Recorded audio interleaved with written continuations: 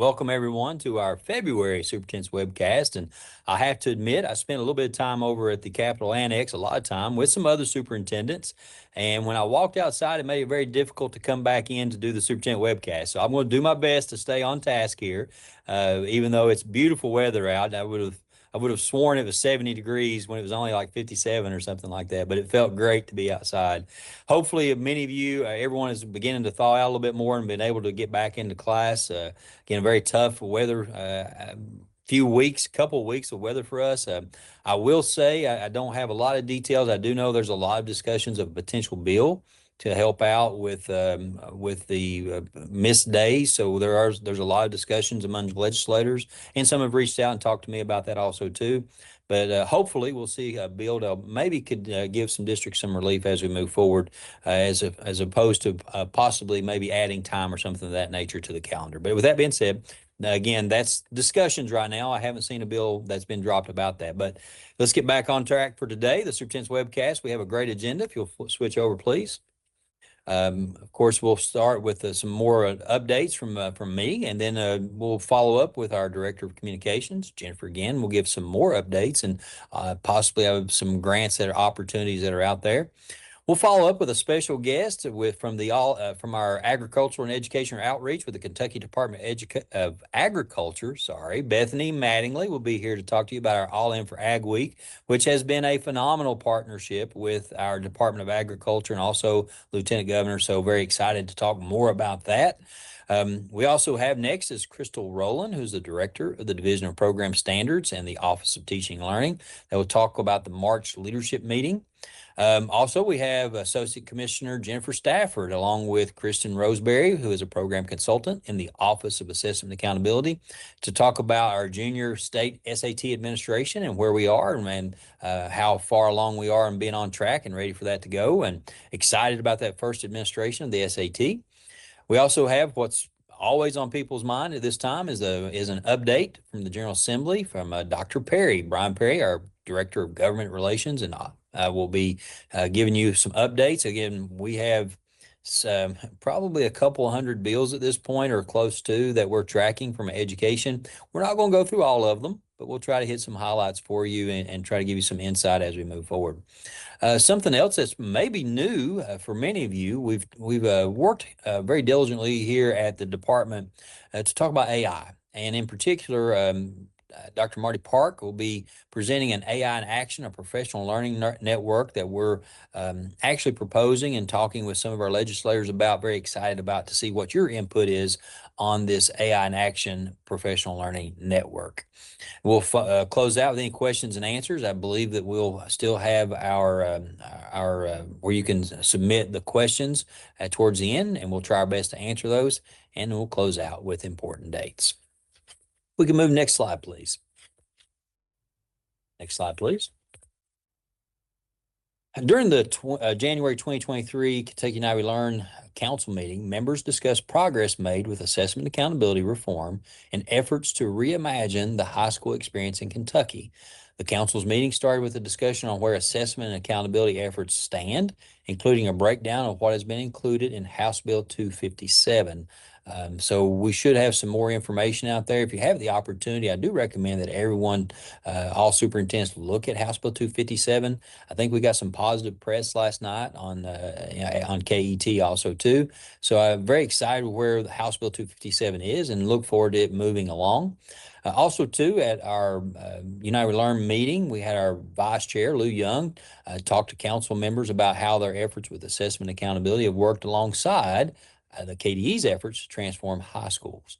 And to get kind of as a reminder, we talked a little bit about this before, but the National Association of State Boards of Education invited KBE to participate in the High School Transformation State Network, which builds the capacity of state boards to enable rich student experiences that foster content mastery and durable skills. So again, that's all tied back to our local accountability, our accountability model in House Bill 257, and also with the United We Learn efforts and the work that's been done across our Commonwealth as we lead into more about high school transformation. Next slide, please. If you haven't had the opportunity to listen to our Kentucky Teacher of the Year, Michelle Gross, you're missing out. She gave a testimony or a talk the other day here, and just a phenomenal job at the Kentucky Board of Education. But she is a middle school teacher at Spencer County. She is the 2026 Teacher of the Year, and she is a finalist for National Teacher of the Year, which is an award given by the Council of Chief State School Officers, which is CCSSO. She has 22 years of experience in teaching math, kind of partial to our math teachers. And no, I wasn't on the committee to select. I know some of you saw the math on there and thought, oh, I bet the commissioner picked that one. But again, she did a phenomenal job, but I was not part of the process. But she is going to represent us so well as we move forward. But I believe this is our very first Kentucky Teacher of the Year who has made it this far in the national competition. I would be surprised if she is not the National Teacher of the Year, because she does such a phenomenal job presenting. All about vibrant learning, all about being there for her students, very much like the teachers that we see in so many of our districts across the Commonwealth. So congratulations to Miss Michelle Gross. We thank you so much for what you do. Congratulations to Dr. Foster there in Spencer County. And we look forward to that final announcement, who is the National Teacher of the Year, coming up soon. Next slide, please. We're also in the process of looking at videos that highlight the revolutionary things happening in Kentucky classrooms with local assessments and accountability. I think we're up to either 10 or 11 districts now that have a local accountability model. I'm very excited to put those on display. We're now working, we have a video that has been produced by our communications team here, and they've worked with Shelby County. And again, this release started on January 29th, and we'll go over more detail, and it features a lot of testimonials within that. I think we probably had hours of footage, but we had to narrow it down so that it is a little less time. But again, very excited about this video series highlighting local assessment accountability work. We do have one of our L3 districts. Again, Shelby County is our first one that we're highlighting. Our next one is a district that wasn't part of the L3, may have worked some with KDE, but they have a local accountability model that is through, I think, some of the Tanner work, and that is with Kerry Ballinger at Rockcastle County. We're discussing on who will be our next one to highlight, but again, I'm very excited about this video series. I'd like to thank our communications team, Jennifer Gann and others, for all the work on this. And if you have any questions, again, you can review our KDE's YouTube page, and look forward to having the opportunity for you to take part and enjoy those videos. Next slide, please. We have some applications to talk to you about. The first one will be we're accepting for the non-voting teacher and student members of the Kentucky Board of Education. And each member does serve a one-year term. It will be from July 1, 2026 to June 30th, 2027.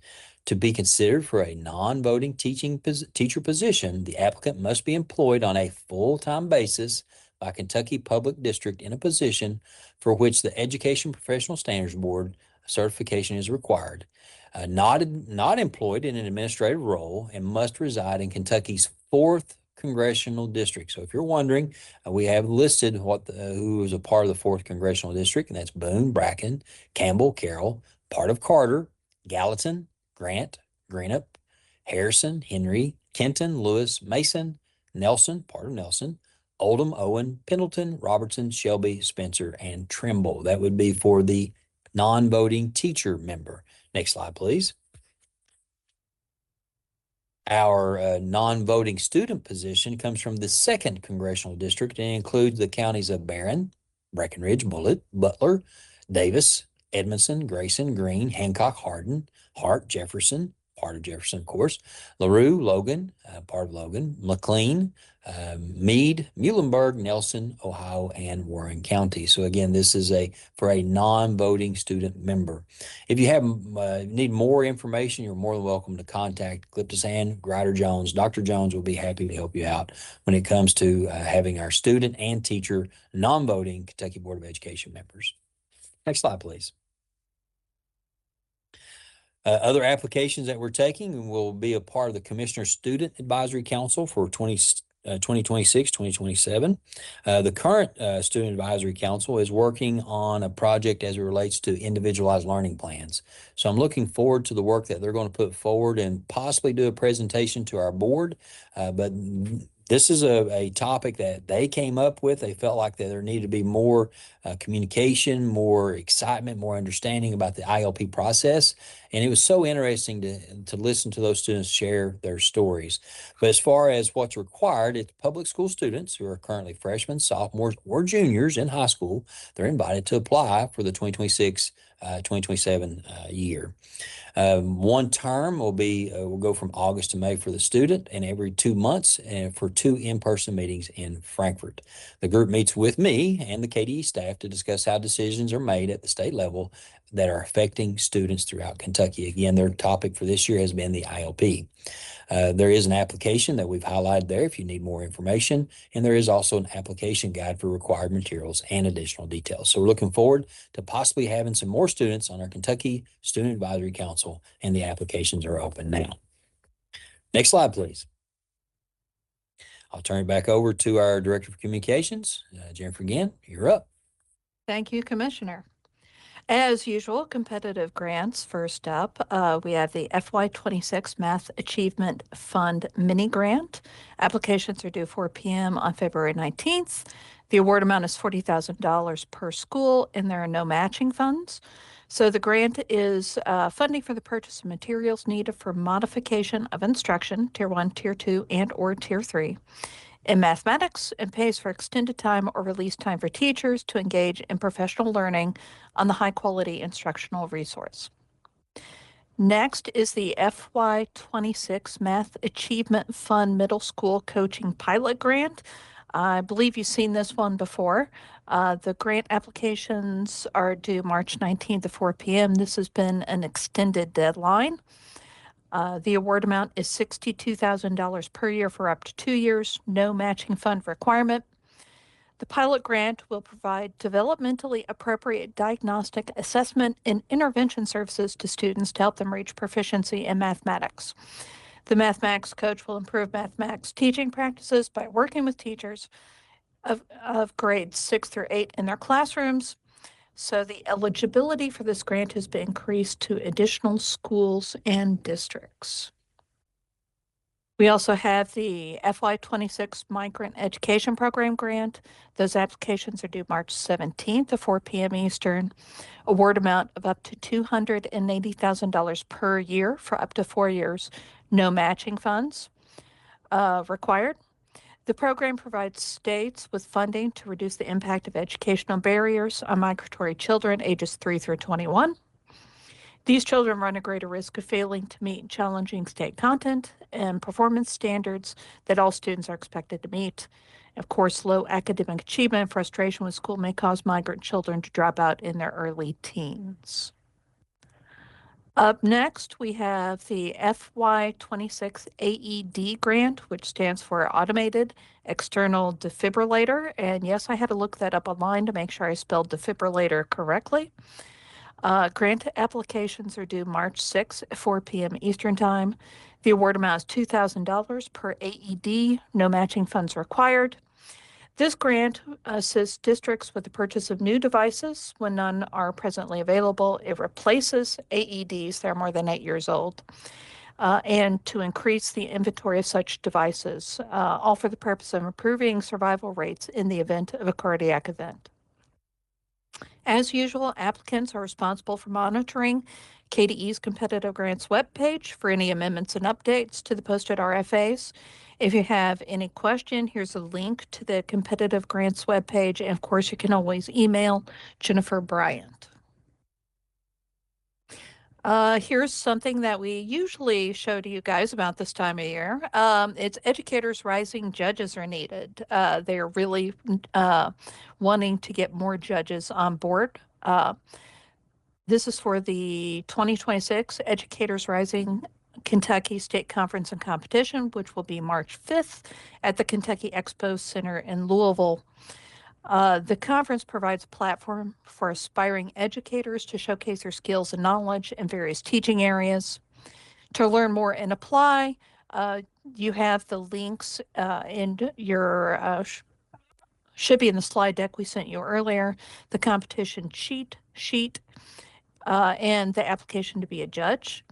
You may list 3 competition preferences, but we can't guarantee a placement. KDE is specifically looking for judges who speak Spanish. So if you plan to volunteer and you're bilingual, please select a Spanish competition. For more information, you can email Ed Rising or you can call the phone number listed. We are also, KBE is seeking applicants for the Kentucky High School Athletic Association Board of Control at-large position. The position will become vacant on June 30th. The individual currently holding the position is eligible for reappointment. An important thing to note is that this Board of Control member must not be a current employee of a Kentucky public school district. So if you know somebody outside of the schools who would be interested in this, please share it with them. All interested individuals are encouraged to submit a letter of interest, a resume, and minimum of 2 written letters of recommendation to KDE. Deadline for applications is March 30th. And material should be mailed to Todd Allen, and you have his email address there as well. And finally, pardon me, we are accepting applications for the School Counselor Advisory Council. This group plays a critical role in informing statewide school counseling initiatives, policies, and guidance by elevating voices and expertise for practitioners from across Commonwealth. Selected members serve a 3-year term, with the first term beginning in the 26-27 school year. Selected council members collaborate with KDE staff and key stakeholders to provide feedback, identify emerging trends, and help shape resources and professional learning that directly impact students and school counselors statewide. To ensure this is it's a time commitment. So to ensure alignment with school and district priorities, applicants must obtain the support of their building principal prior to applying. So the application is due by April 15th, and we have a link to the School Counselor Advisory Council application form in your slides. And up next, we have Bethany Mattingly from the Kentucky Department of Agriculture talking about All In for Ag Week. Bethany, are you there? Yes. Okay, great. So All In for Ag Education Week is coming back around in March. We are so excited for that. We just released the majority of resources last Friday. One of the pieces of feedback we had from educators was that they wanted information sooner. So in December, we sent out save the dates for when our ag education weeks are going to be. And they're also on the screen for you as well. So that's March 16th to the 20th, and then September 21st to the 25th. And as Commissioner Fletcher said, we've really valued this partnership with the Department of Education and then also the Lieutenant Governor's Office. We've been able to do a lot of really great work. And I get to share some of the results of that with you today, talk a little bit about what we are hoping to do in the spring, and then share also some exciting new opportunities for each district in the state of Kentucky. So I'm going to go ahead and jump right into it. If at any point you have any questions, feel free to contact me. I'll have all of my contact information at the end. So some of the things that we do during Ag Education Week is collect feedback from our educators and then also from our community partners. And so that kind of tells us who did what, where in the state of Kentucky. So on the image to the left, you can see our spring county participation was around 63%, which is really great for our pilot year, which was about a year ago. And then in the fall, we had 84%. So that was an increase of 21% across counties in Kentucky. Now, this doesn't tell you that every single school within that county participated, but there was some amount of agriculture education happening in those counties. If you know that happened in your district, in your county, and it's not colored, that just means that we didn't get feedback from you or we didn't find evidence of that. So you very well may have done something, and we're looking to continuously improve on how we're collecting that information. So just showing at least some growth is great, and we show a significant amount of growth, which is fantastic. That would not have happened without your support as superintendents and, of course, all the educators across the state and then all those involved in agriculture. So whenever we talk about ag education, I love being able to say that we are very collaborative. We're constantly working to innovate. And then we're also providing vibrant learning experiences. And those are all really key within the Department of Education. So I'm glad I get to go through and tell a little bit of the education story as a former teacher, in addition to telling the agriculture story as a Department of Agriculture employee. These are some of the initiatives we had in the fall.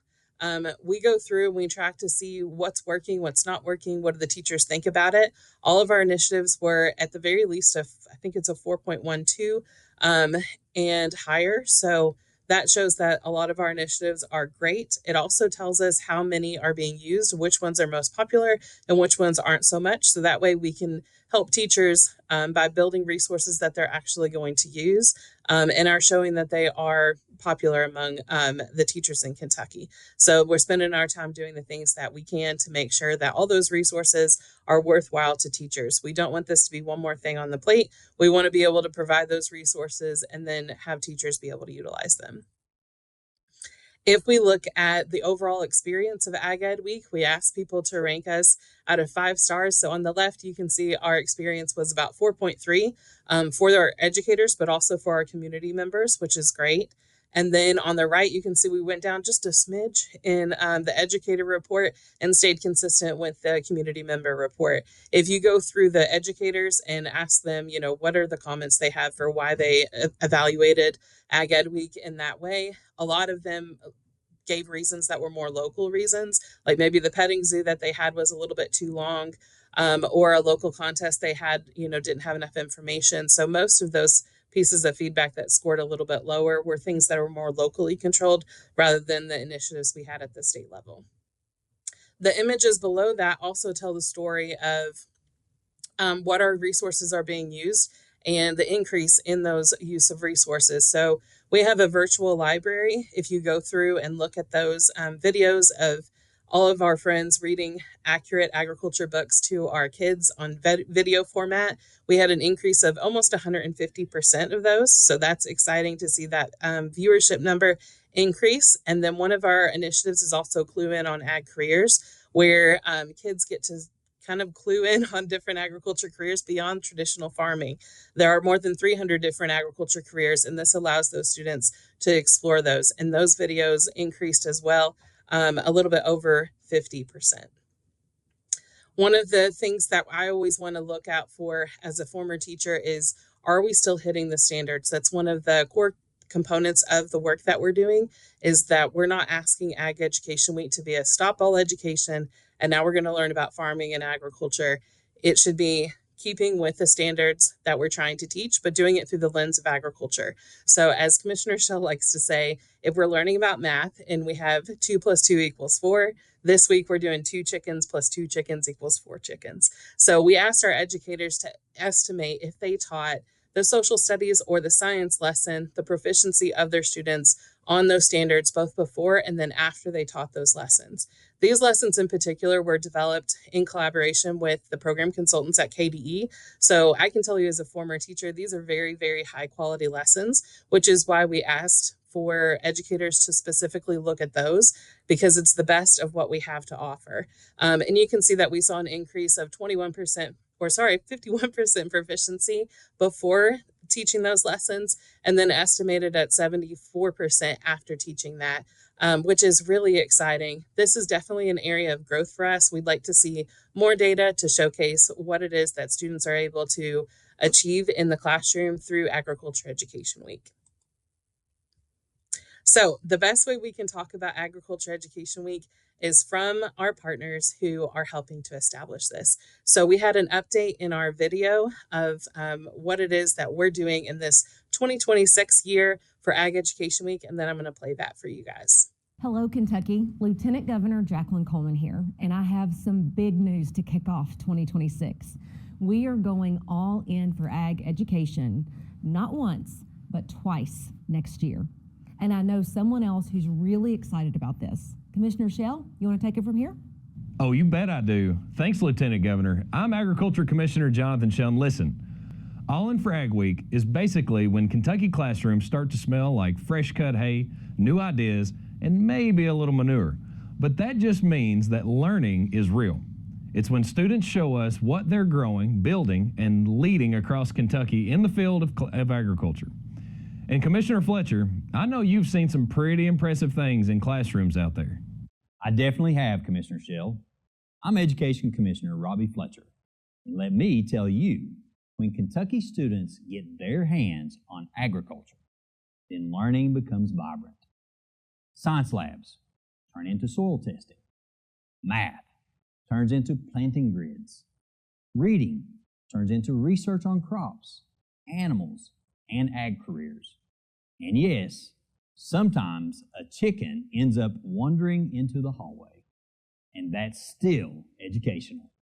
Lieutenant Governor, you want to tell them why we're doing this twice a year? Because the impact we've seen has been incredible, and we want even more classrooms, more students, and more communities to join in. This fall, 84% of Kentucky's counties participated in All In for Ag Education Week. Kentucky's educators see the value for their students in learning about an industry that impacts every single one of us. 2 weeks means double the celebration and double the opportunities to highlight ag education across the Commonwealth. Commissioner Shell, you think we can handle that? Handle it? Kentucky is ag ready.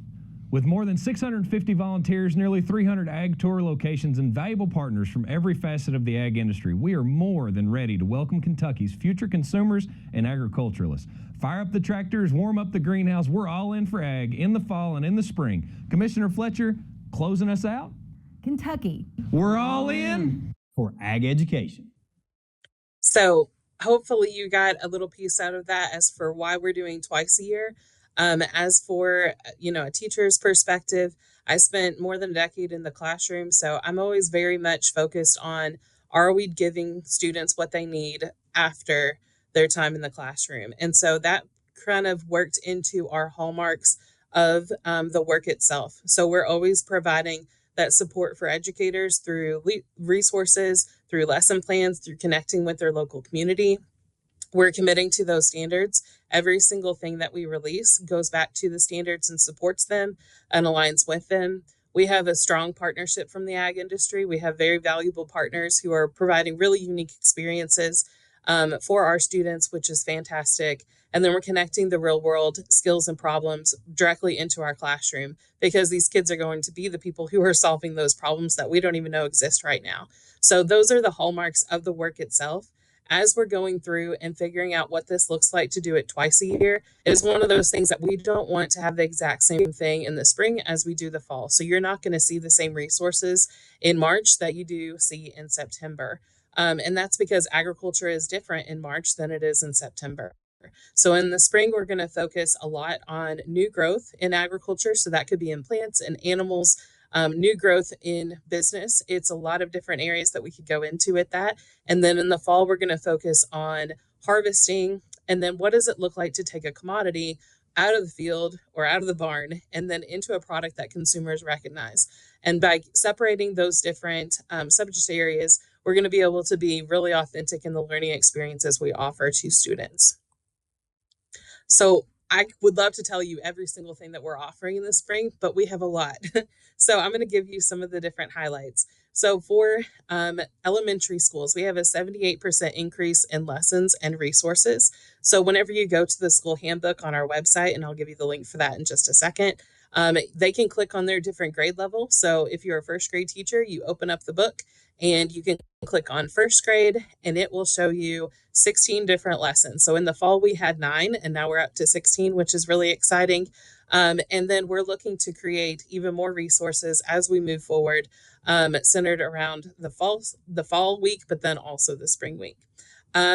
Speaking of really interesting and unique resources, on Tuesday of Ag Ed Week, so that is March 17th, we're working with the Dairy Alliance. The Dairy Alliance works with dairy farms to provide resources for those farms, and then also works to increase markets for dairy goods. And we're going to go to Adair County and visit Compton Dairy. So every school in the entire state, kindergarten through 12th grade, doesn't matter what class you're in, you can actually register to be a part of the virtual field trip that we're taking to Compton Dairy. So we'll give you a behind the scenes look at the whole dairy farm. You get to see the whole thing. You can ask questions along the way. And then at the end, we're going to have a question and answer panel with the dairy farmer and then a couple other experts. One of the most wonderful things that we did in the fall was we hosted the Tell the Ag Story contest, and the winner of that was selected. They had their book published and illustrated, and then they're actually going to join us on this virtual farm tour. So as you're reading the Ag Book of Ag Ed Week, which we send out to every single elementary school, the book that comes to you this time in March will also be a student author that's from Kentucky and a student illustrator, which is very, very exciting. And they're going to be on the tour as well. So as you're reading that book, if your kids have questions for the author and the illustrator, they're going to be on that panel as well and leading part of that field trip. So that's super exciting. And hopefully you see the opportunities in that, not just for elementary school students, but also for middle school and high school. Speaking of middle school and high school, yesterday we announced our Colleges of Ag tours. So this is specifically for middle school and high school. We offer tours for elementary school, for farms and agribusinesses. But we had a lot of feedback from middle schools and high schools asking for more engagement and what they could do during Ag Education Week. So I talked to all of our universities in the state. We have 6 of them that also have a College of Agriculture. And I asked if they could step up to the plate and offer a tour specifically of the College of Agriculture during Ag Education Week. And thankfully, all 6 of them said yes. So we're going to announce all those different universities. They have videos that talk about what you'll get from a tour with them throughout this entire week on our Facebook page. And so that is also linked within the school handbook. And you can watch all of those different videos and figure out what would be a really great spot for your kids to go visit and tour any of those colleges of ag in the entire state. And we are very blessed to have 6 different universities. Not every state has that many universities that have an agriculture focus. So we're very excited about that and the partnerships we've had with them. Finally, we have the Build-A-Better Burger project-based learning for middle schools and high schools as well. That hasn't been quite released yet, but I anticipate it being released next week. And that is a cross-curricular project-based learning. It was inspired by projects that came out of Boyle County and the Boyle County Agriculture Program. So we partnered with them. I reviewed their agriculture lesson for that and then modified it and included other grade levels and other subjects. So you can learn about the Build a Better Burger project-based learning, but you can do those activities in English class, in world languages, and science, social studies, everything that you can imagine. Within high school and middle school, we hit almost every single subject area. So the whole school during that week can be learning more about what it means to create the best burger in the entire state of Kentucky. So hopefully you're excited about that. I'm definitely excited about that. And part of that project is actually executing those burgers and making them. So you might find yourself on the judge's end of the table to evaluate some of those burgers in middle schools and high schools. So we're trying to do things in a very hands-on and very accessible way. And hopefully you can see that for what we're trying to build for the spring. So where can you find these resources? So the link there down below is our department website, kyagr.com/agedweek.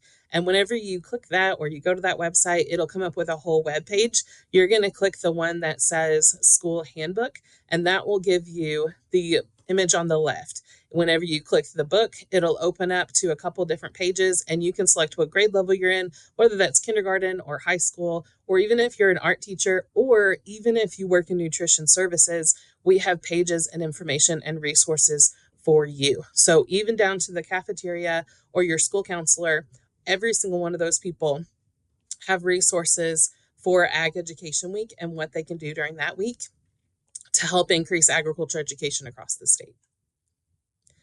So what these resources look like for elementary school vary, but some of the new ones that we have are included on this slide. So we have one that's called Livestock Math, where the students go through and they get an animal depending on what grade level they are.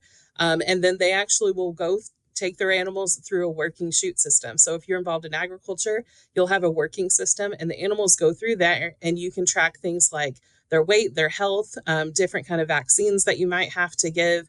You can do a health check on them. It's a regular thing that you do within the agriculture industry if you're involved in livestock. So we have the students take their little animal cards, they run it through their chute system, and then they group the animals based on the qualities that they understand from math. And that changes based on every grade level. They'll sort them into pens, and then they do an activity based on what those numbers are. So everything that we do is very, very hands-on.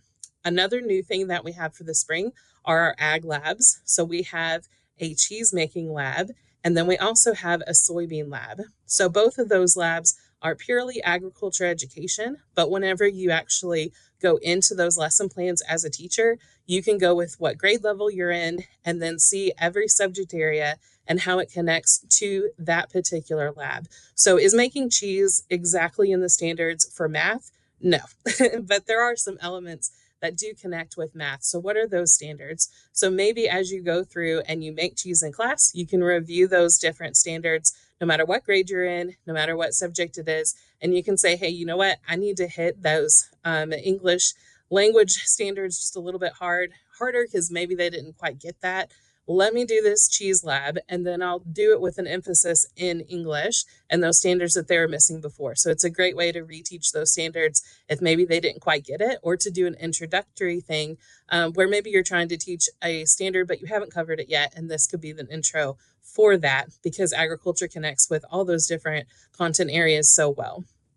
And then finally, we've said since the beginning, we want Ag Education Week to be a wraparound approach to agriculture education. So from the moment the kid gets in the door to the moment that they make it home, we want them to have agriculture all day long.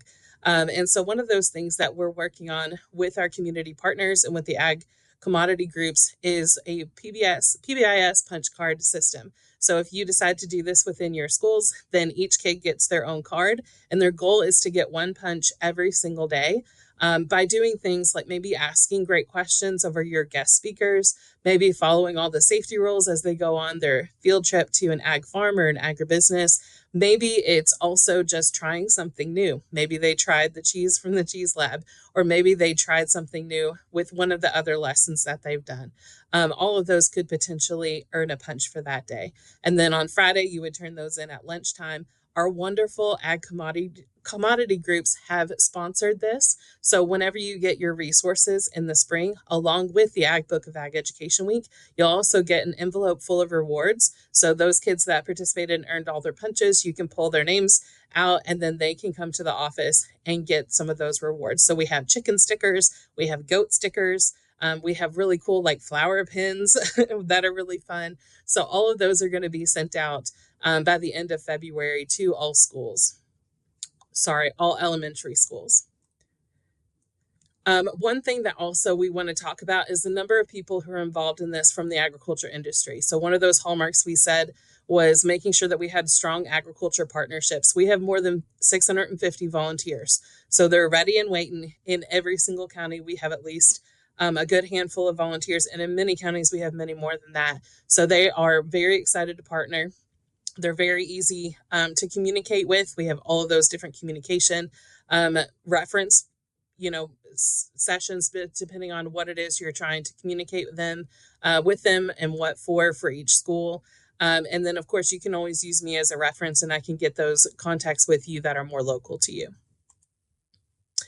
These are all those universities that are doing the College of Ag Tours. So it includes a good spread across the state from the west all the way through the east, and several within the central area.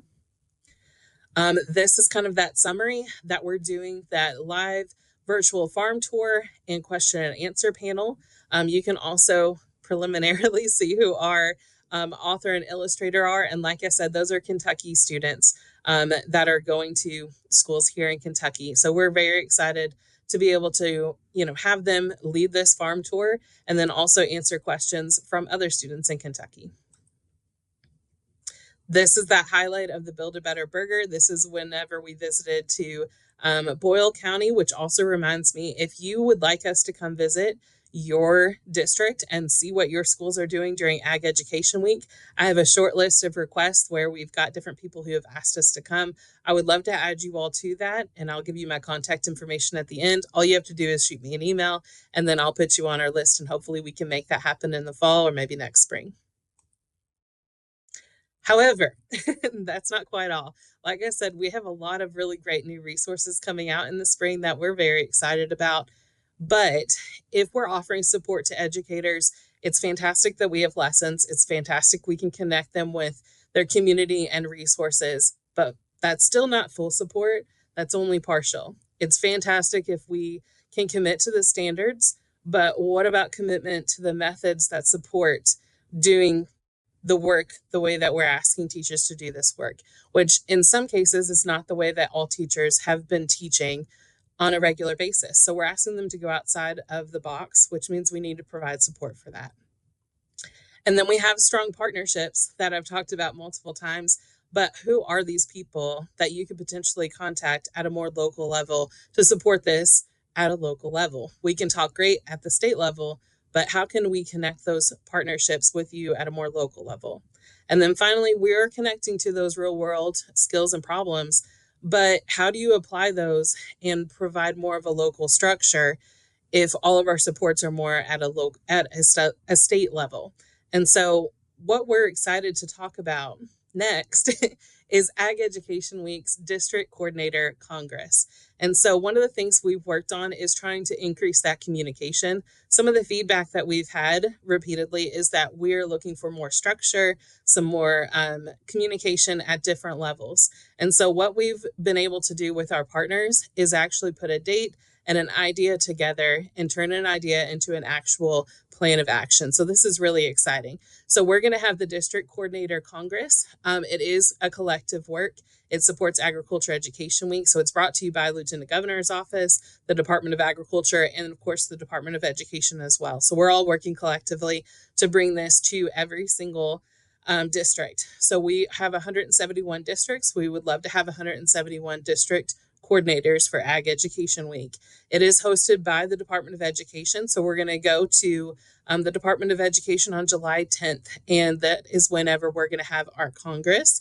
It's coordinated by the Department of Agriculture, and then we do have primary sponsors, and you'll see why we have sponsors on this next slide. So those primary sponsors are Kentucky Farm Bureau and then also Farm Credit Mid-America. So in order to do this and do this well, I really want to make sure that all of our district coordinators see the full scope of what agriculture offers. So through that partnership with Farm Bureau and the Farm Credit Mid-America, every single district coordinator is going to get $100, and that's just for attending the Congress and being a part of the work. We're going to have fantastic food because the best PDs always have fantastic food. So we're going to have an omelet bar and a coffee bar. Those are provided along with a smoothie snack by the Kentucky Poultry Federation and the Dairy Alliance. So we're very excited about that. The morning time, we're going to have very engaging speakers to talk about what it is that we're doing on a state level, but also what this looks like at a local level for all of our district coordinators. It's going to be very hands-on. So our district coordinators are going to be divided up into 3 groups, and they're going to go on tour for a local ag tour that could be to a farm or an agribusiness. And while they're not going on tour, then they have 6 different workshops they get to go to where they can see what this looks like in other districts. They can see and talk to some of our community partners. And this is very hands-on, very much a what can we provide to you to create a very sound communication method, but then also a local structure.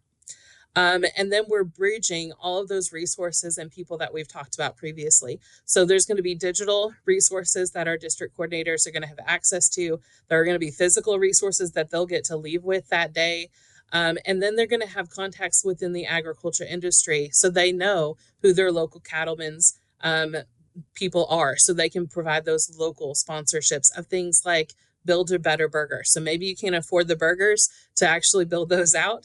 Well, if you're partnering with your local cattlemen's, maybe we can figure out something like that to help enhance the agriculture education happening within your district.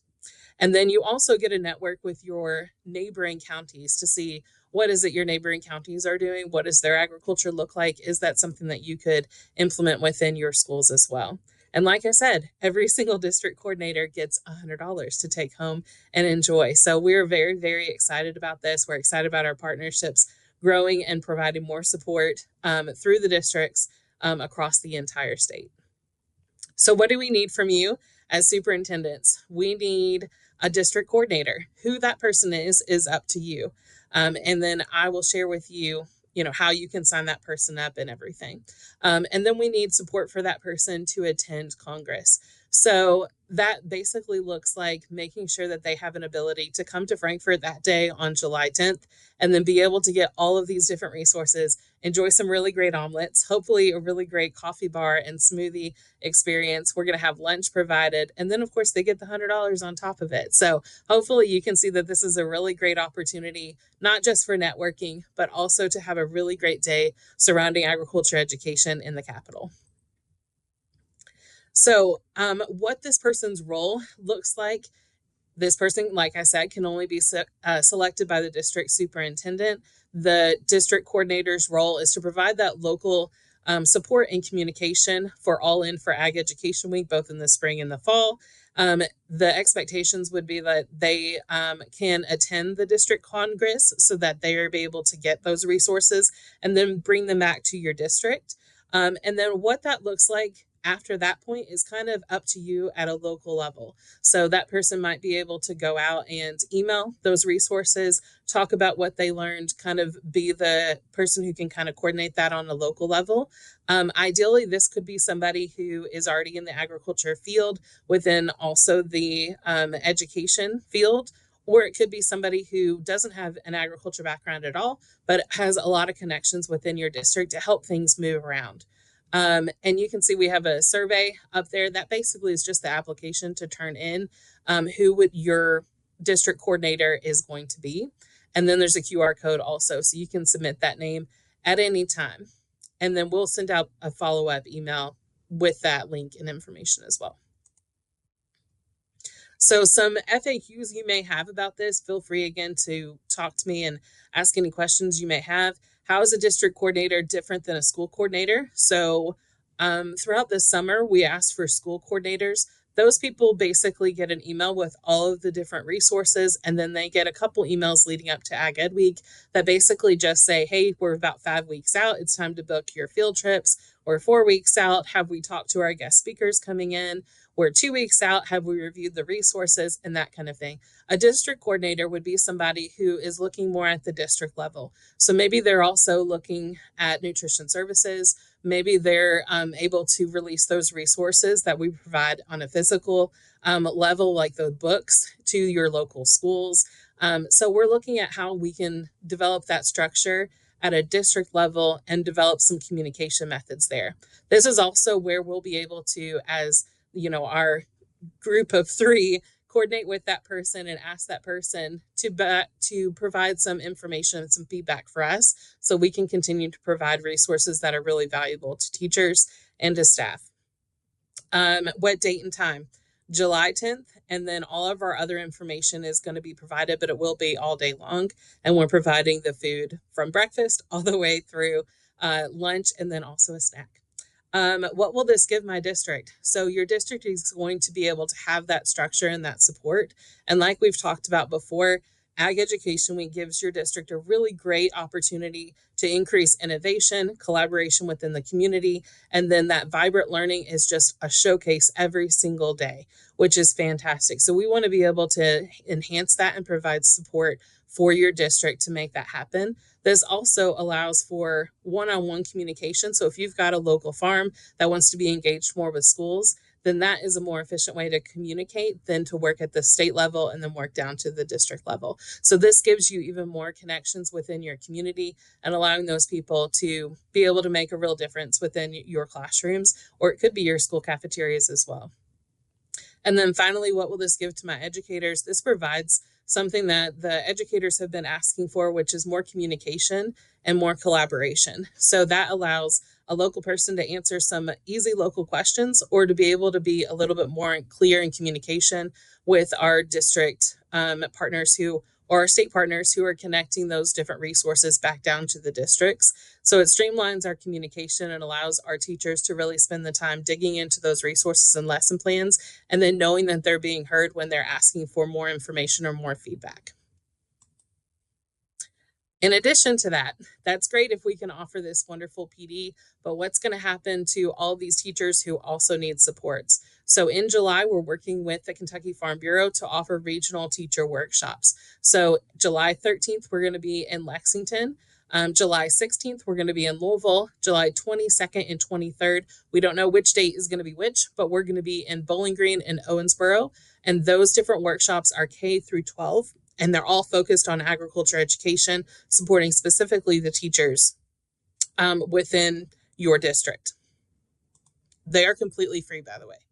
And they have a free lunch as well. Fantastic workshops. This is my communication and my contact information. So everything that we release from the Facebook page that's down below. You can also go to the Ag Education Cache. It has tons of agriculture education resources that are specific to Kentucky. And then you can see my email and my cell phone number. So you can reach out to me in either of those different methods, and I will be able to get you help in any way that you need. All right. Thank you, Bethany, for joining us. Sounds like it is going to be an exciting week. Hope so. All right. And we are back with Crystal Rowland. We have March Leadership Meeting 2026. You're with us. Thank you. So the Office of Teaching and Learning is hosting March Leadership Meetings for 2026 in partnership with the 8 regional educational cooperatives. This is an important year. So the agenda, if you look on the next slide, includes an overview of our revised reading and writing standards, and these are scheduled to be effective in law on or before May 5th of this year. We're going to have an introduction to our suite of resources to support local implementation of the new standards, as well as some time with our curriculum implementation monitoring toolkit and the aligning Tier 2 intervention to Tier 1 instruction guidance. And we'll wrap up our time together with an update on the standards review timeline, as well as what you need to know for standards going into fiscal year 2026. On the next slide, you'll see these meetings are intended for superintendents, chief academic officers, district curriculum and instructional leads, MTSS coordinators, or school administrators, and these are held in person from 9 o'clock to noon local time. On the next slide, you'll see that we have a number of host sites across the state, and we're hoping that you would be able to join one of those in person.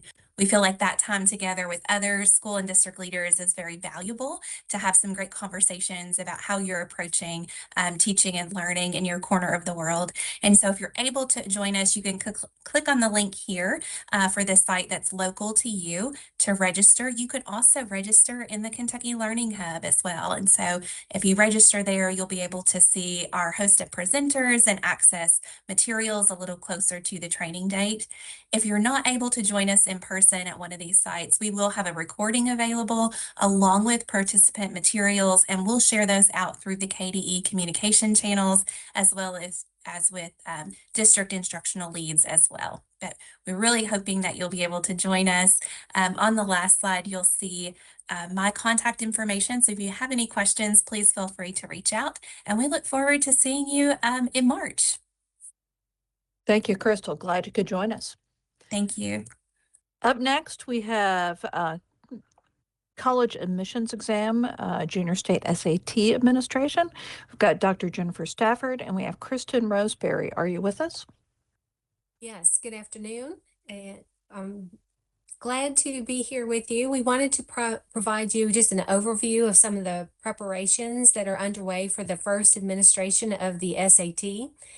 We have a lot of dedicated district assessment coordinators, test administrators that have been preparing for the administration, and they always show their dedication to everything that they do, and we really appreciate them due to their planning, their preparedness. We're looking forward to a smooth administration. In addition, we really appreciate the co-ops and the co-op directors for their hospitality in hosting our trainings that we've been able to provide near your school district. So thanks to our district assessment coordinators, our co-ops, and our test coordinators, we are prepared. We're ready for administration of the SAT. So I'm going to pass it over to Kristen, who's going to give you a little bit more details on those preparations. Thanks, Jennifer. As Jennifer said, my name is Kristen Roseberry, and I'm a program consultant in our office, and I manage the state administration of the college admissions exam. So next slide, please. Just want to give you a recap of where our training, what we've done training for this administration so far. And so us in collaboration, our office in collaboration with College Board offered 8 trainings at the educational cooperatives throughout November of 2025. We had a total of 487 educators that attended from across the state.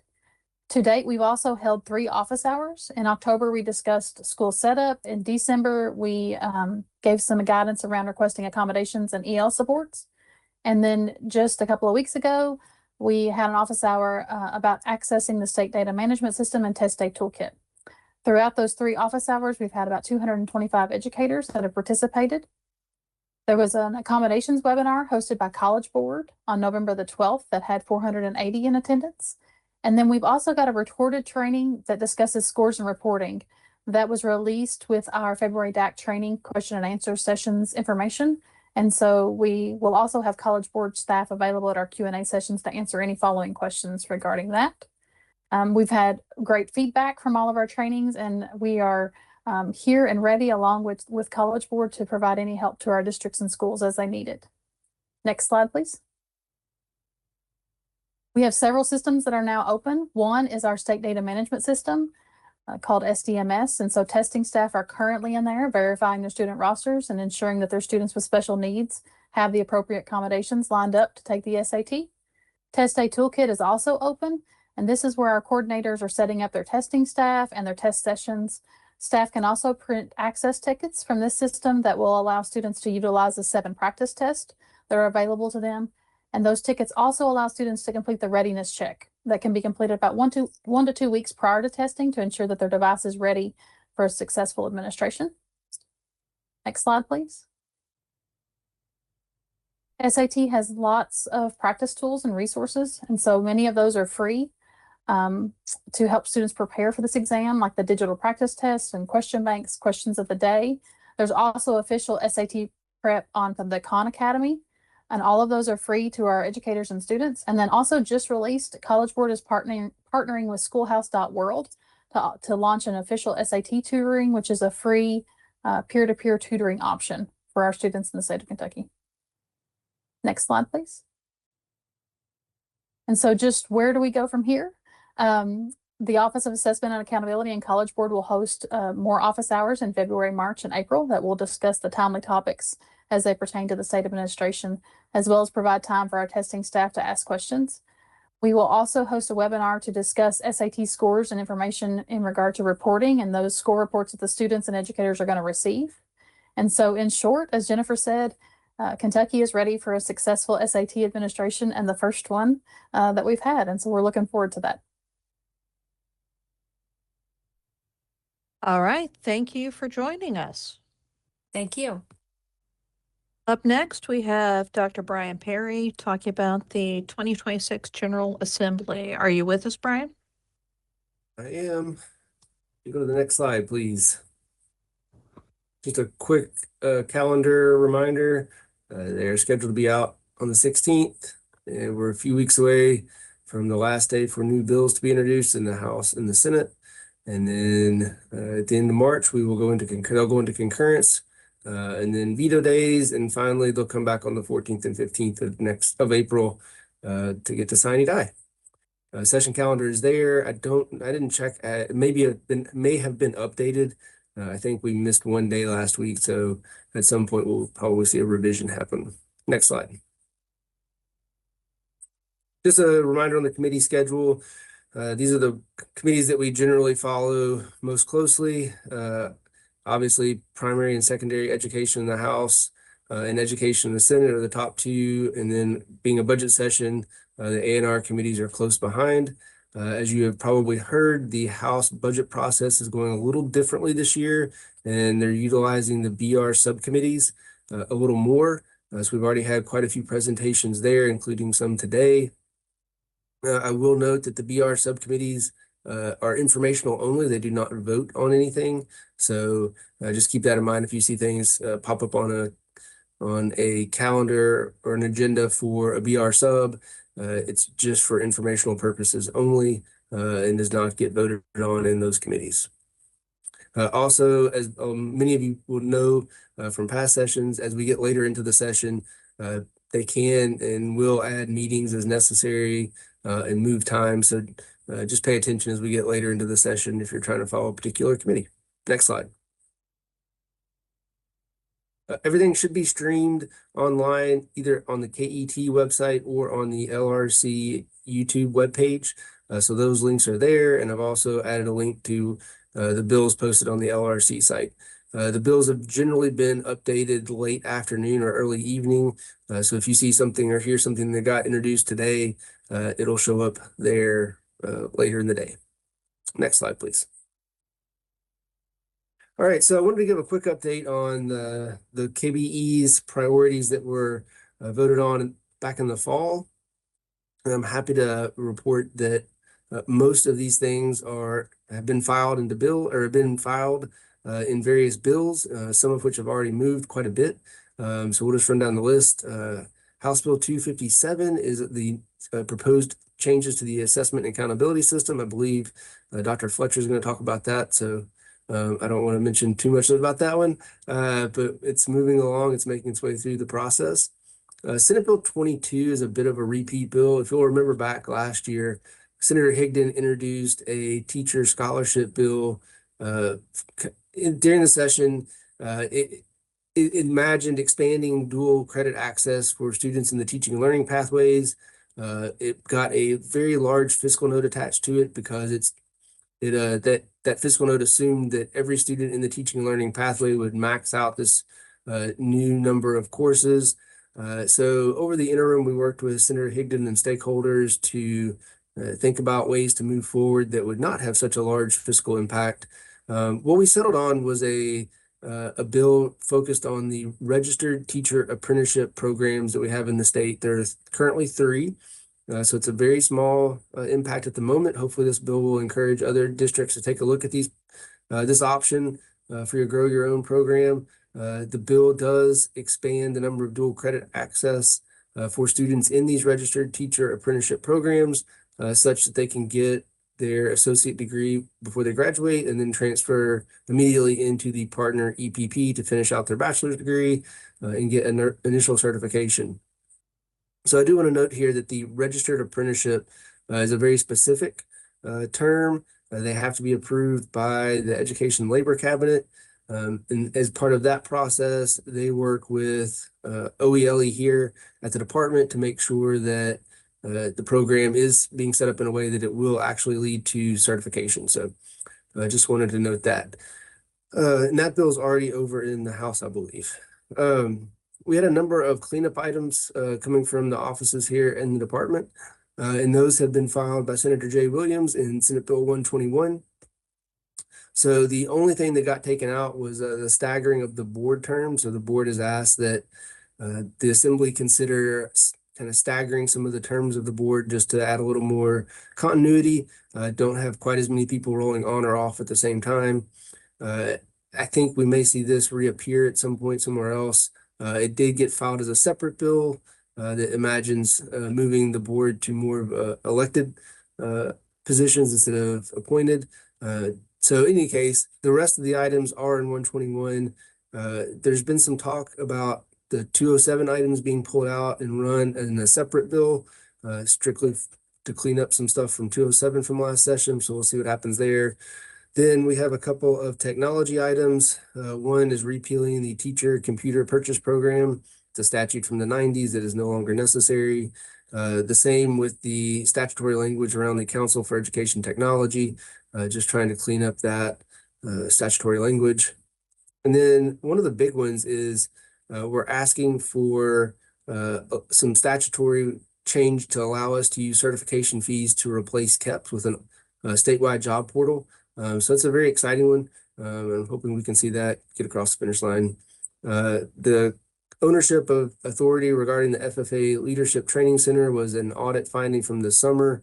So we wanted to put that out there. And then if you'll remember, Senate Bill 9 from last session requires districts, I think by 2030, to come up with a maternity leave policy. And so we're just asking to mirror that for our employees at the ATCs that were not covered under SB 9. I know a lot of you all were watching for some 181 cleanup language from last session. That has been filed. It's moving through the process. I think at this point, the department is very close to having everything covered that we had hoped would be covered. So we'll see if we can get one or two more tweaks in the House as it moves through the process, but I think that that's in pretty good shape. But if you've not taken a look at that, I would encourage you to go do so. Make sure you're looking at the most recent version because it did pick up some House and floor or some committee and floor amendments. So just be sure you're looking at the most recent version. Next slide, please. So as the commissioner mentioned, there are hundreds of bills that have been filed. I think we're coming up on 200 on our bill chart. That does include an awful lot of property tax bills, but as you all know, those do stand to impact districts. So OFO make sure to take a close look at all the property tax bills that get filed and look at potential impacts. So sometimes when we hear people talk about the number of education bills, I think they don't realize just how big the scope is for the department and all the things we have to watch for. So with that said, the Senate has really made education a top priority this session. As you see, the top 6 bills, all education related. As a reminder, the top 10 bills in each chamber are considered the priority bills for the chamber. So I think this is my first session that I've ever seen the top 5 or 6 bills in a chamber be all related to the same thing. And I apologize, someone's calling and I don't know how to turn off the ringer. Senate Bill 1 looks at changing the governance structure of JCPS. This is a repeat bill from 2022. The court eventually found that bill to be unconstitutional, not because of the policy that was proposed, but because the rationale given or lack thereof. And so really the court said, if you're going to do this, you have to provide a justification for it. And so this year's Senate Bill 1, the policy content is the same, but it opens up with a kind of lengthy list of reasons as to why the need to single out this particular school district for these proposed policy changes. Senate Bill 2, we'd heard a little bit of chatter about this. If you remember back at the preview day, I believe we heard some talk about the difference between frontline teacher pay and administrative pay. So Senate Bill 2 looks at limiting the raises that a superintendent or administrators get to be no more than what is provided to the classroom teachers within the district. Senate Bill 3, also not a surprise given what's been in the news over the past 6, 7, 8 months. So it's a financial transparency and fiscal responsibility bill. So looking at the budgeting process at district level, as well as having districts post some financial transparency website or create some financial transparency websites. I will note that we have seen a few districts already do this as part of their local accountabilities systems. And so it'll be interesting to see kind of how that gets mirrored or not in the carrying out of Senate Bill 3. Senate Bill 4 is one that we have been talking about for a little bit here at the department. I remember that K-TIP and K-PIP have been gone now for quite some time. So in my 4 years of the department, that has always been a desire to see some version of those return. And so Senate Bill 4 is looking at principal training and mentorship. Right now, it's a 5-year program. The first 2 years are with KDE. The third year is a gap year. The fourth year would be with Truist and the Kentucky Chamber Foundation. And then the 5th year would have a menu of options for folks to choose from. So again, still moving through the process. So we may see that one get tweaked some along the way, but that's where it is at the moment. Senate Bill 5, the goal of Senate Bill 5 is to get more local, fresh food and produce into our schools.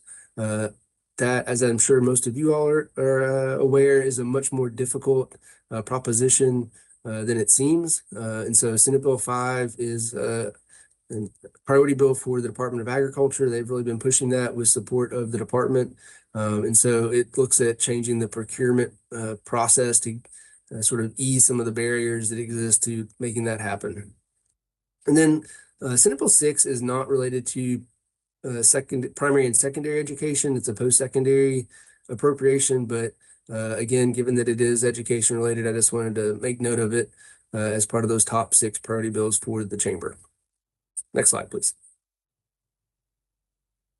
So the House, as always, has a lot more bills. So I've provided a very curated list here in the sake of time. So two top bills in the House. We do not have all of the priority bills from both chambers yet, so we may see another bill or two drop in the top 10 in each chamber related to education. But for now, we have 2 in the House. Senate Bill 4 is an anti-grooming bill. This bill is not just targeted at educators, but they are included. Senate Bill 7 is a repeat bill. Representative Hale has filed this bill for a number of years. It's his last session, so not surprised to see it as a low number bill this time around. But stop arm cameras for school buses. It is permissive. It is not mandatory. So make that note. House Bill 88 is one that hasn't gotten a lot of talk yet, but before the session, I thought that this would be something we would have heard a little bit more about at this point in the process. But if you'll remember back in the summer, Congress passed H.R. 1, the one big beautiful bill. And as part of that, it included a education scholarship tax credit at the federal level. States have to opt in to participate, but if a state opts in and creates scholarship granting organizations, then if you owe federal tax, you can make a donation to one of those SGOs and offset dollar for dollar up to, I believe, $1,700 per person or $3,400 per couple. So I thought we'd have heard a little more about that right now, but we haven't. But House Bill 88 has been filed since early in the session and is out there, so I wanted to make people aware of that. House Bill 307 got heard today in committee and took its first steps. It's a proactive post-secondary admissions bill. And so it is trying to get students more aware of their opportunities post-high school as it relates to post-secondary education. Mentioning it because it does involve an opt-in provision that districts would have to help facilitate. So if you haven't taken a look at that one, please do. Based on Chair Tipton's comments today in committee, I won't be surprised if we see some more tweaks to this one as it moves through the process. House Bill 415 is a cleanup bill for House Bill 300. So please take a look at that one if you have not already. It hasn't started to move yet, but I imagine that it will here shortly. 416, another bill from Representative Klein's, has moved. It tries to remove barriers into initial undergraduate admission into EPPs by removing required testing, but instead thinking of the test as a formative assessment and kind of guiding the EPP and helping that student prepare to get through the program. And then trying to tailor the content assessments on the back end of the EPP experience to be more focused and make sure that we're not testing early elementary student teachers on high school math, things like that. House Bill 500 is the budget bill, as I mentioned, a little different process this year. So if you have questions, please reach out. We'll be happy to talk you through them. And then finally, we have House Bill 562, which I believe is up tomorrow morning in primary and secondary education. It's an alternative high school diplomas bill. So if you've not taken a look at that one yet, please do. Obviously, there's a lot more House bills out there, but that's the short list for right now. And I think that's my last slide. Yep. As always, if you have any questions, please feel free to reach out. Happy to talk anytime. Thank you. Thank you, Dr. Perry. Jen, I'll quickly go to 257 before Dr. Park gets on. Just a quick update on 257. I won't go through all parts of it, but just some things to keep you up to date on. There was a committee sub that was included that essentially took the $10,000, $3 per student incentive and has changed the wording on that to make it a $15,000 cap. So there would be a one-time, it wouldn't be a yearly thing, but right now the way the bill has been changed, that would be a $15,000 cap one time for districts to help them with their local accountability model. So again, I would prefer it go back, but there's so many changes that have occurred in House Bill 257 because of funding. Now there are many great parts, and honestly, the 15,000, no financial incentive was included originally in our proposal, so to have that is a bonus. But just a few things to remind you of. First of all, things like there still be colors for schools. The red, orange, yellow, green, and blue color designations are still there as part of it. That's something from the Cool Council that we really tried to get removed, was those color designations, but it's still in there. Reading, math, science, and social studies are a part of the calculation. Currently, on-demand writing and editing mechanics is not going to be a part of the assessment for accountability. Again, in the current version of the bill. We're asking that would be shifted more towards policy at your schools and looking at writing across the curriculum. Of course, constructed responses are still there. Other things I expect a lot more discussions on as we go through the process is the adaptive tests. We talked about adaptive tests for the reading and mathematics at the end of in the summative session. That adaptive test would give us the ability to have grade level equivalency on or above grade level as part of the information districts get, and also the interim assessments, the opt-in interim assessments, where districts could opt in to, again, we would bid out, do an RFP for a vendor, and have someone to do the fall, winter, and spring one aligned area for the summative assessment at the end for reading and mathematics. But again, that's not in the bill currently. Other things, I think that I don't think anything else would surprise you. The one other thing that I know that has had a lot of discussion for and against deals with replacing the student safety and climate survey with chronic absenteeism. I will let you know that we are putting together a group to talk to have some recommendations on how growth. That's one of the things I didn't mention. Growth would, of course, replace our change element and go from there. But we will be putting together a committee to look at what exactly does growth look like in the new accountability model, but also some other suggestions from other areas. Let's see, a couple of other areas I'll mention. This is not a shall. Every district it doesn't come out from the gate and say that every district shall have a local accountability model. It's a 60% trigger. In other words, when we get to about 103 districts, if 103 districts have a local accountability model, then it would become a trigger that all districts shall. Very similar to what we did with the dropout age of moving from 16 to 18 a few years ago. The other thing that I think that we just want to make clear too, since math, science, social studies, and reading are all included in the assessments.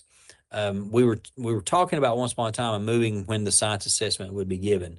Since social studies still included, we're not making any changes or any recommendations of changes of when science would be assessed. So we would keep the science assessment at 4th, 7th, and 11th grades, as to not to overload those students that are taking social studies in other areas in the 8th, in the 5th, 8th, and 10th grade levels. Again, if you have any questions, you're more than welcome to reach out. Again, I do expect more conversations as this moves through. There's a lot of support to have the adaptive assessments in there, but also a lot of support to have the interim assessments. The only issue is cost. Just like you saw the $10,000 and $3 per student to cut down to $15,000. A lot of things that have been cut out is due to cost, and I understand that, but still, I think that's an investment that would be very beneficial to districts. For example, 2 complaints we always hear is you don't get test data back quickly enough. So if we have an interim assessment system and we gave us a test in the fall, within the next day or within the week, you would get that data back, similar to what you're getting back with your MapStar, iReady, and other things you're using. The other thing is reducing the amount of testing time. If you actually opt in and use the interim assessment that we would supply here at the state level, that would actually get rid of 1 testing window, because right now most districts you have 3 testing windows in your own interim assessment system plus a state assessment window. So technically you have 4 assessment windows. If we had an opt-in interim assessment, we could cut that down to 3, and that would save a lot of time. So again, I think the benefits will greatly outweigh the cost. But again, that's something as we move forward. I am very thankful. We are in a good spot. I want to thank our Representative J.T. Payne that is sponsoring the bill and those that have co-sponsored. I think it is a very good bill. It is a launch towards our moonshot, if you will. It doesn't quite get us there, but it is a great first step as we move forward. So again, I want to thank everybody for that. If you have any questions about the accountability bill, you're welcome to reach out to Jennifer Stafford, Dr. Stafford, or Dr. Perry, or myself, and we'll try to answer any questions that you may have. So with that being said, Dr. Park, I'm going to turn it over to you to close us out with some an exciting proposal as it relates to AI.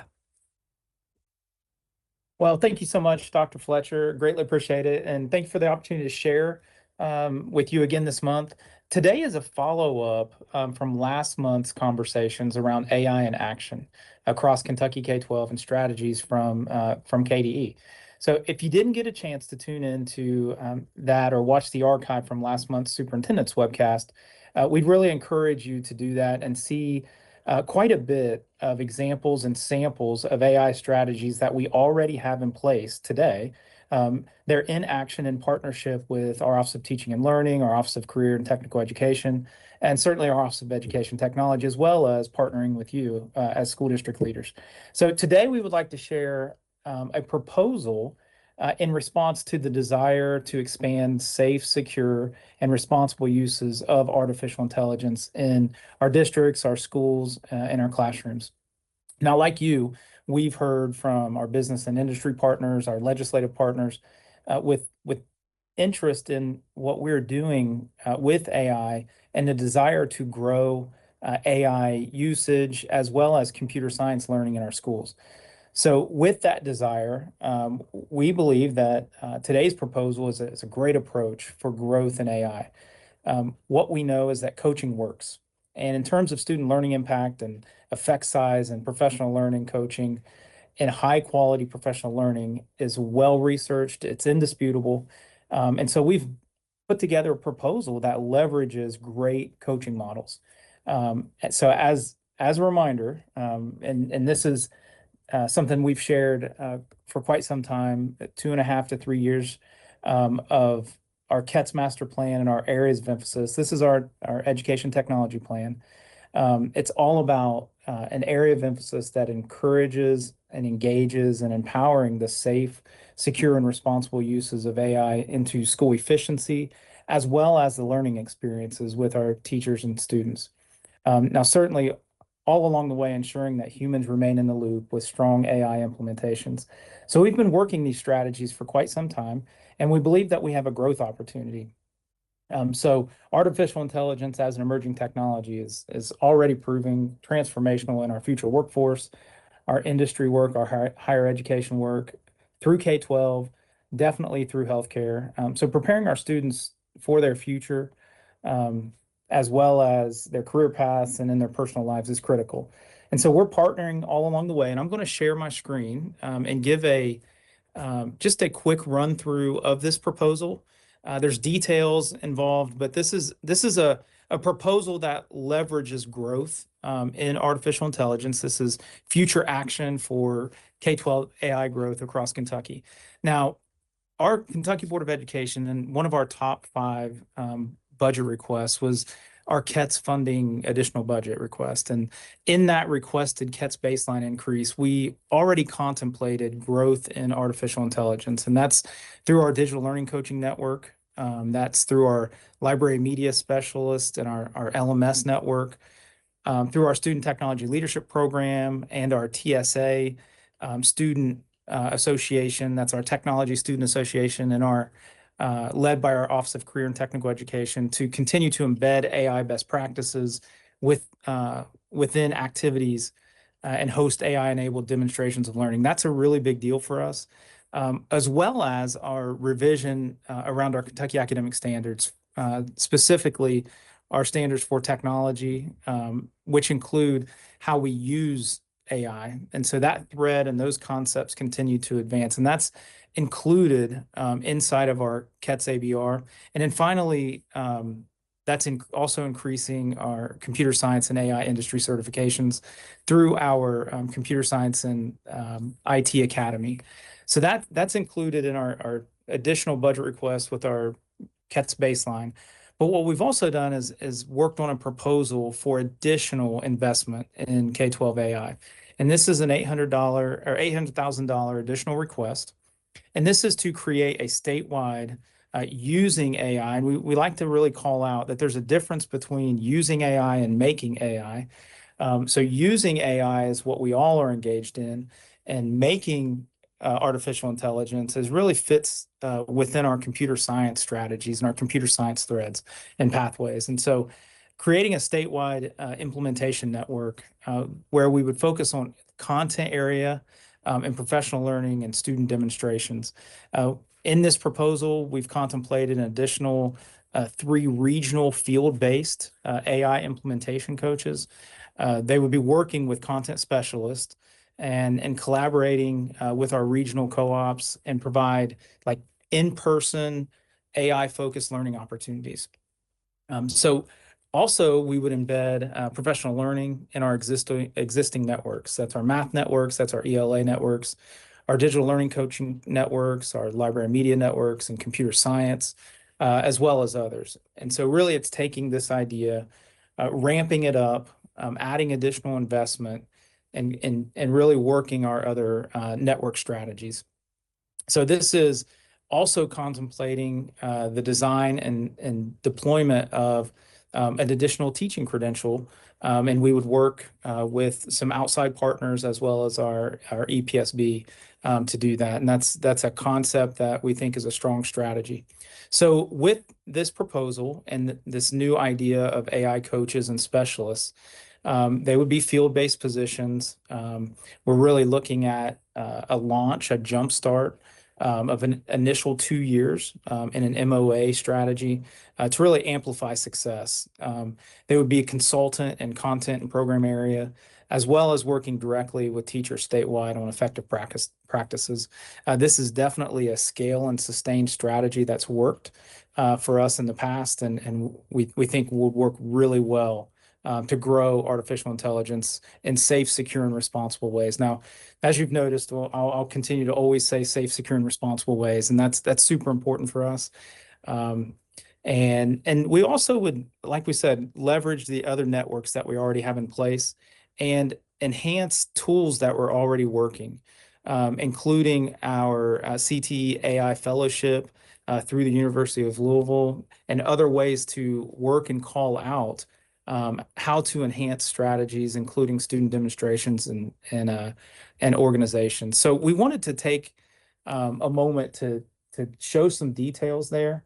Now, last month, we kind of briefly shared this proposal. We got into some additional details today. And as Dr. Fletcher shared, we have some opportunity with some of our General Assembly partners. Last week, it was super interesting and important that in our Kentucky Board of Education meeting, that there was no coincidence that our student member from Marion County, by the way, shout out to Marion County and Harper Blake, she spent time talking about the value and criticality of having students, her peers, having more opportunity to learn responsible and ethical uses of AI. She saw that as a value. Now, we certainly didn't prompt that. We didn't prompt Harper for that, but we definitely agree with her. And so this is a proposal that we have in place that we're interested. We know that these strategies work. We just need some additional investment in order to make that happen. So, Dr. Fletcher, we have additional questions or ideas from our superintendents and leaders. We're all about receiving those in order to expand that proposal a little bit further. Thank you. All right, Dr. Fletcher, I believe we are back to you and Q&As. Did we have any questions submitted? No, Commissioner, there are no questions. Okay, well, again, I'd like to thank everyone for their time here today. Thank you to our team for presenting. I do want to take a little bit of time to go over some important dates for you. Our next EPSB meeting is February 17th. Our 2026 National Board Certification Ceremony is here in Frankfurt on February 23rd. Our next Student Advisory Council meeting, which is virtual, is on February 24th. And the Kentucky Board of Education meeting, for those of you that may not be aware, we're on the odd months. We are having virtual KBE meetings as learning sessions, where there'll be special topics that come up that we just spend, like for example, I think in January, we talked about school finance and had, I won't call it a primer, but it was pretty in-depth of more of an in-depth conversation on finances in Kentucky. We'll be talking a little bit about science, I believe, in March. But again, we are reserving our even months, our typical regular board meetings that all these are regular board meetings, but our typical board meetings to conduct business. Our next superintendent webcast is March 12th. A couple other things I do want to close with. I want to take an opportunity to thank our superintendents. So many of you, I'm seeing a lot of you across the river at the annex, and I'm just going to tell you, you make a difference.